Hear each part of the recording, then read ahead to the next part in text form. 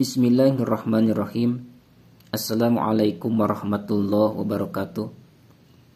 Pada kesempatan kali ini saya akan menjelaskan sedikit tentang konsep dasar dari trigonometri.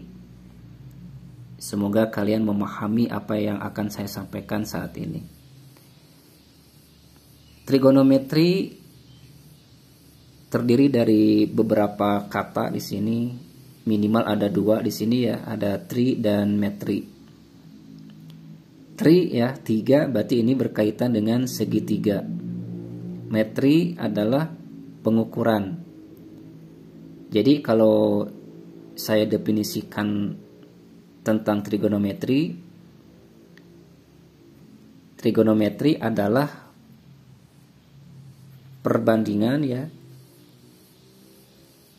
Perbandingan sisi-sisi ya, perbandingan sisi-sisi sebuah segitiga.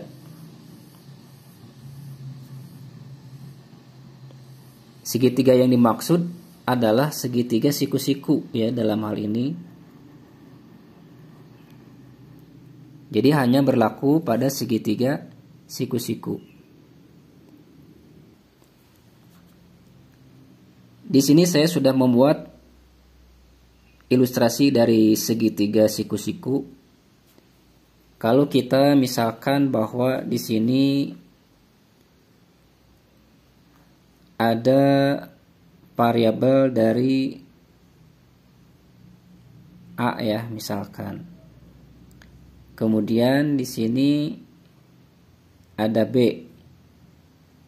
Kemudian ada C. Maka segitiga siku-siku ya, dia berlaku Pitagoras. Waktu kelas sekolah dasar bahwa rumus Pitagoras,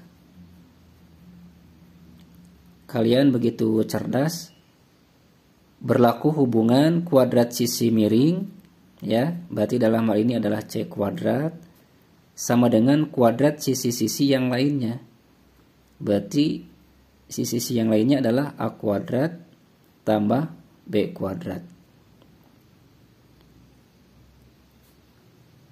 Jadi dalam sebuah segitiga siku-siku itu harus berlaku konsep Pitagoras, kuadrat sisi miring sama dengan jumlah kuadrat sisi-sisi yang lainnya.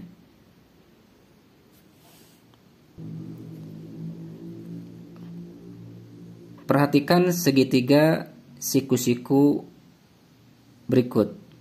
Diketahui bahwa sisi miringnya 5, kemudian ini 3, dan yang satunya lagi 4. Nah, ini tugas kalian adalah apakah segitiga ini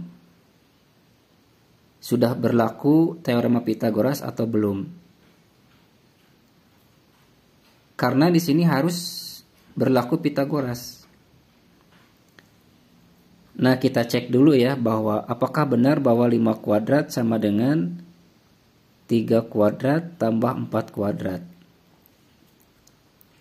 5 kuadrat udah jelas ya 25, 3 kuadrat 9, 4 kuadrat 16. 9 tambah 16 25. Jadi baik ruas kanan ataupun ruas kiri ya sama-sama 25. Jadi kalau kita perhatikan ini sudah berlaku teorema Pitagoras. Lalu kemudian apa hubungannya dengan konsep trigonometri? Trigonometri ini ada beberapa istilah. Yang pertama ada sinus ya. Ada sinus. Yang selanjutnya akan disingkat dengan sin. Kemudian ada kosinus. Yang selanjutnya akan saya singkat dengan cos. Kemudian ada tangen. Yang selanjutnya akan saya singkat dengan tan saja ya. Sinus ya dalam hal ini definisinya adalah perbandingan antara sisi depan dengan sisi miring. Saya ulangi bahwa sinus adalah perbandingan sisi depan dengan sisi miring. Dalam hal ini saya singkat dengan depan dengan D, miring dengan mi. Jadi sinus sama dengan D per mi, ya. Lalu kemudian kosinus definisinya adalah perbandingan antara sisi samping dengan sisi miring. Berarti saya singkat dengan sa per mi. Kemudian yang terakhir, tangen, ini definisinya adalah perbandingan antara sisi depan dengan sisi samping. Saya singkat dengan D per sa. Bagi yang belum jelas mana yang disebut dengan sisi depan, kemudian sisi samping dan sisi miring, perhatikan segitiga berikut. Kalau kita memandangnya dari alfa, ya, dari alfa, maka sisi depannya itu adalah ini 3, ya. Ini sisi depannya. Kemudian sisi sampingnya adalah 4 dan sisi miringnya adalah 5. Jadi kalau dilihat dari sudut alfa, sisi depannya sekali lagi adalah 3, sisi sampingnya 4 dan sisi miringnya adalah 5. Jadi kalau berarti di sini harus memakai alfa, ya, karena dilihatnya dari sudut alfa. Sin alfa D per mi, cos alfa sama dengan sa per mi, dan tangen alfa sama dengan D per sa. Maka dalam hal ini adalah sama dengan depannya 3, miringnya 5. Jadi nilainya 3 per 5. Kemudian kalau kosinus samping miring berarti sama dengan 4 per 5. Kemudian untuk tangen depan per samping sama dengan 3 per 4, ya. Nah, itu anak-anakku yang saya banggakan, semoga bisa dipahami. Lalu kemudian ada yang bertanya, bagaimana kalau misalkan dilihatnya itu dari sudut theta misalnya di sini. Dilihatnya dari sudut theta. Maka ini sudah beda lagi. Bahwa sinus theta, ya, sama-sama depan per miring di sini. Tetap konsepnya adalah depan per miring.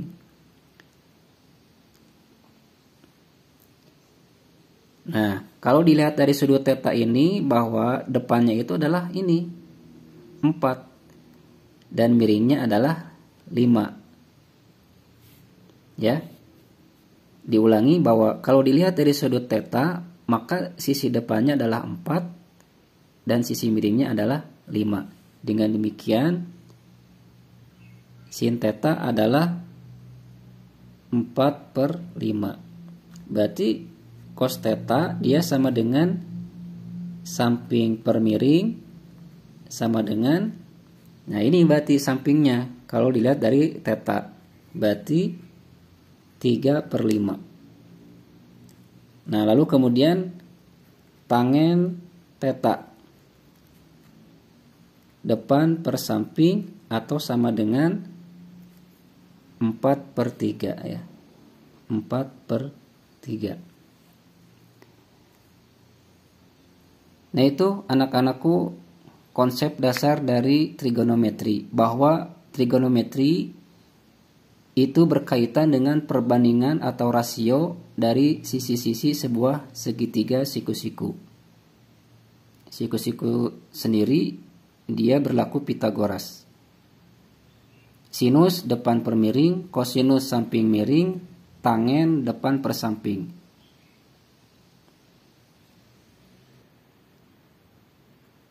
Untuk melihat apakah mana yang depan, sisi depan, mana yang sisi miring, mana sisi samping, itu tergantung dari mana sudutnya dilihat. Ya. Seperti tadi saya melihatnya dari sudut alfa, mana sisi depannya, mana sisi sampingnya, mana sisi miringnya. Kemudian saya melihat lagi dari sudut theta, mana depannya, mana sampingnya, mana sisi miringnya. Tetapi yang jelas bahwa sinus itu dipastikan selalu sisi depan per sisi miring. Kosinus selalu sisi samping per sisi miring.